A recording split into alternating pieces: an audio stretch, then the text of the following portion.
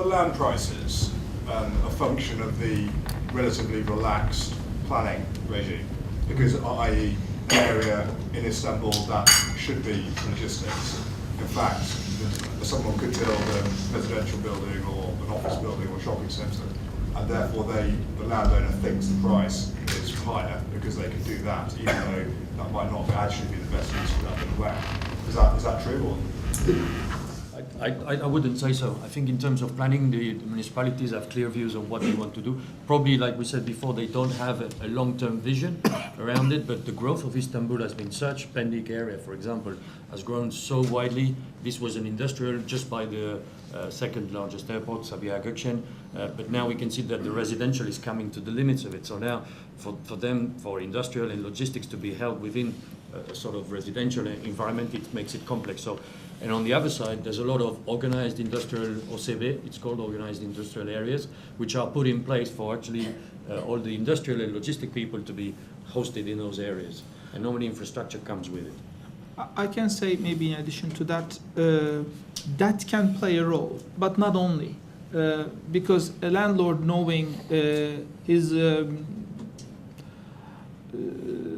light industrial zoned land may be converted into a residential in 2 years, may not be willing to sell it or share it with an investor, and therefore keep the prices high as if it is residential, because take it and you can convert it into residential if you have good connections, kind of thing.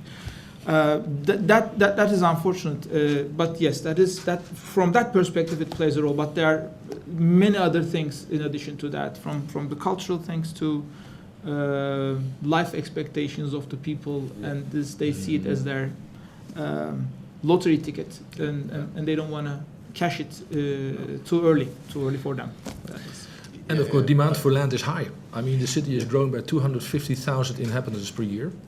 Plus, also the growing wealth in the city means that, the 15 million people living there, they will increase the amount of space they want to have for personal use and for their workspaces. So demand for land is very high. So what you said is absolutely true. And they have almost 100% certainty that they can cash in. That's one of the issues in the land market in Istanbul. We used to have a traditional landlords, which means that the developer or investor comes and, writes a check and he sells his land. Now we have a professional landlords, which is they said, okay, you come to this land, you pay this much more money, but you have a building right model, which means that 10 years lease agreement or 5 years lease agreement. I'm totally agree with him. He knows that in a couple of years, the city will come and start knocking his door, because think Istanbul. Istanbul cannot grow north because of the Black Sea, cannot grow south because of the Marmara Sea.